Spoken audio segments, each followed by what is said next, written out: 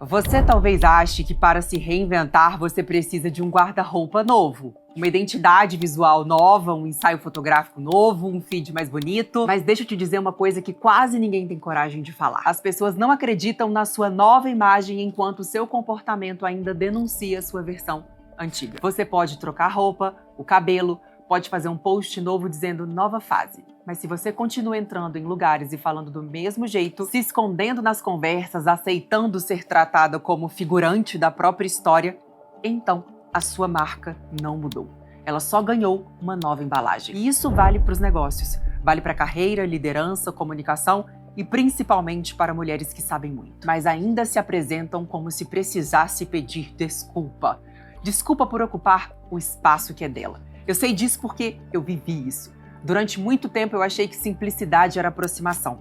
Eu usava uma camiseta, uma calça jeans, looks comuns, nada muito marcante, nada que chamasse atenção, porque na minha cabeça tudo aquilo me deixava mais próxima das pessoas, mais acessível, mais gente como a gente. Só que eu não percebia uma coisa.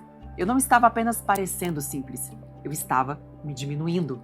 E isso não aparecia só na roupa. Aparecia na forma como eu entrava numa sala, na forma como eu falava, na forma como eu reagia às pessoas e na forma como eu começava ou não começava uma conversa. Eu não iniciava um diálogo porque eu tinha medo do que viria logo depois. Eu pensava, tá, mas e se eu puxar o assunto e não souber emendar?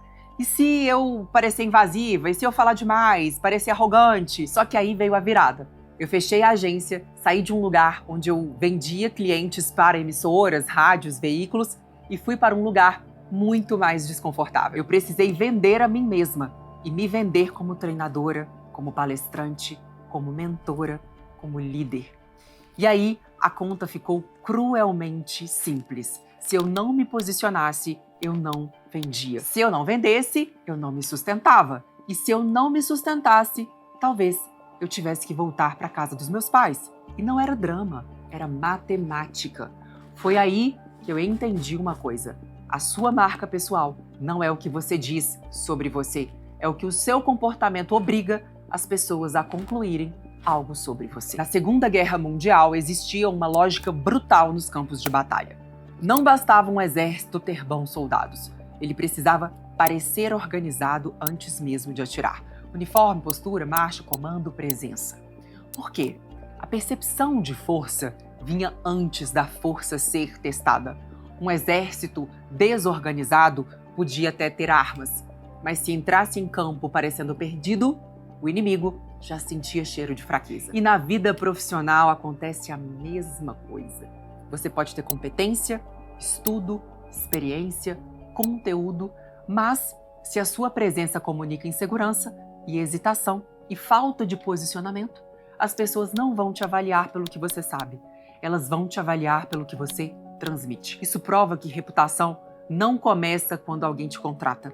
Reputação começa no segundo em que alguém te percebe. Neste vídeo eu vou te mostrar os erros mais brutais que te impedem de se reposicionar de verdade. Presta atenção.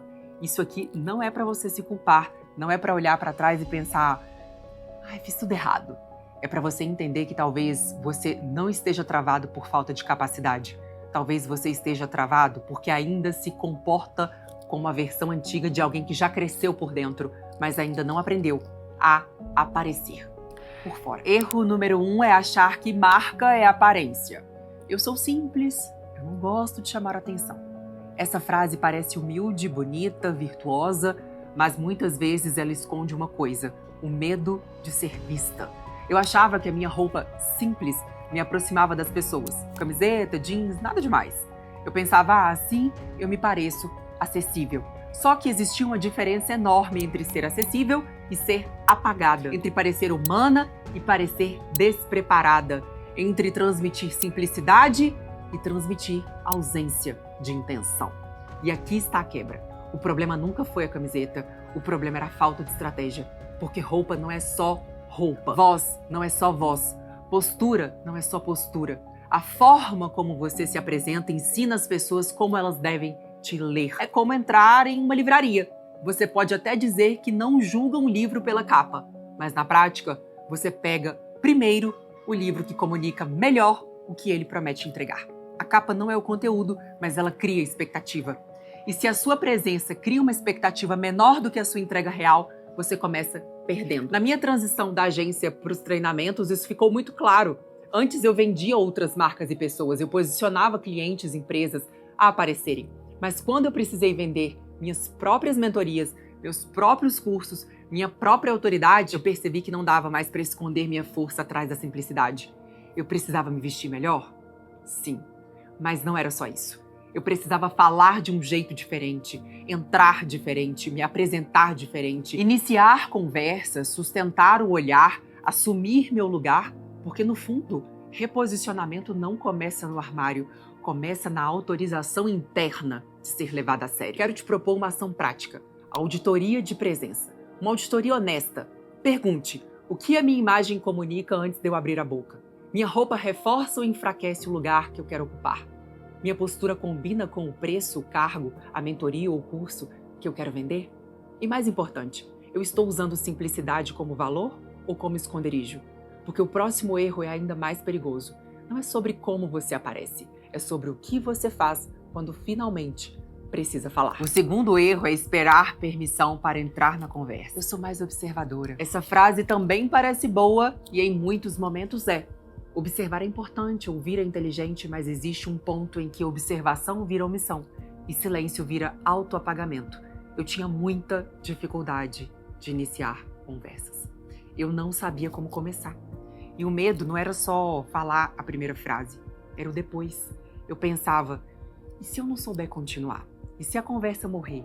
E se eu parecer forçada? Então eu esperava alguém me chamar, eu esperava alguém abrir espaço, eu esperava alguém perceber que eu tinha algo a dizer. Só que o mercado não funciona como uma sala de espera. Ninguém entrega autoridade na sua mão só porque você estudou. Ninguém adivinha sua competência só porque você é boa. Ninguém te posiciona se você não se posiciona. Isso ficou muito claro quando eu fui para a sala de aula. Ali, eu não podia ser apenas a pessoa que sabia. Eu precisava ser a pessoa que conduzia. Porque numa sala, seja de treinamento, mentoria ou palestra, existe uma disputa invisível acontecendo o tempo todo. A disputa pela atenção. Se você não conduz, alguém dispersa. Se você não marca presença, alguém domina. Se você não abre o caminho, a turma te testa. E em ambientes acirrados, é ainda mais cruel. Se você não se posiciona, te devoram. Não necessariamente por maldade, mas porque espaços vazios são ocupados. Sempre. É como numa mesa de reunião. A cadeira vazia de autoridade nunca fica vazia por muito tempo. Alguém senta nela. E muitas vezes esse alguém sabe menos que você. E muitas vezes este alguém sabe menos do que você, mas fala com mais convicção. História externa. Pensa na clássica mensagem de filmes de guerra. O comandante chega no meio do caos, todo mundo gritando, explosão, medo, confusão. E ele começa dizendo, gente, desculpa interromper. Não, ele aponta, ele define, ele comanda. Não porque ele não sinta medo, ele sente medo. Mas porque ele sabe que se a liderança hesita, o grupo entra em pânico. Comunicação é isso. Não é ausência de medo, é direção apesar do medo. Crie 3 frases para iniciar conversas profissionais. Algo como, posso trazer uma perspectiva sobre isso? Tem um ponto aqui que eu acho importante observar. Deixa eu conectar isso com uma experiência prática. Você não precisa improvisar tudo, você precisa ter portas de entrada. Porque quem não sabe entrar em uma conversa acaba ficando de lado da própria oportunidade. Porque quem não sabe entrar em uma conversa acaba ficando do lado de fora da própria oportunidade. E isso nos leva ao terceiro erro. Porque às vezes você até sabe falar, mas trava quando tem uma câmera olhando para você. E vamos para o terceiro erro. É esperar ficar natural para ir gravar. Eu sou boa em vídeo. Essa frase parece uma descrição, mas muitas vezes ela vira uma sentença. Você olha para a câmera, a luz está ligada, o celular está ali e de repente você esquece até como respira. A voz muda, o rosto endurece, a frase sai artificial, você assiste depois e pensa, meu Deus, eu não sou assim. Só que aqui está a verdade. Ninguém começa natural na câmera. Naturalidade é treino disfarçado, é repetição que ficou invisível e você viveu isso. Sua dificuldade de gravar não te levou a desistir, te levou a gravar seus próprios vídeos de palestras inúmeras vezes. centenas de vezes. E eu vivi isso. A minha dificuldade de gravar não me levou a desistir. Me levou a gravar meus próprios vídeos de palestras inúmeras vezes, centenas de vezes. Não porque eu era vaidosa, mas porque eu entendi uma coisa que muita gente não entende.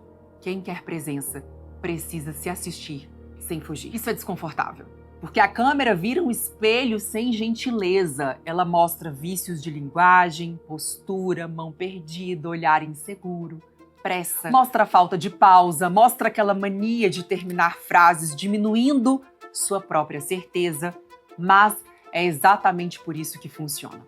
Atletas fazem isso o tempo inteiro. Jogadores de basquete assistem aos próprios jogos. Nadadores analisam o movimento. Bailarinos treinam diante do espelho.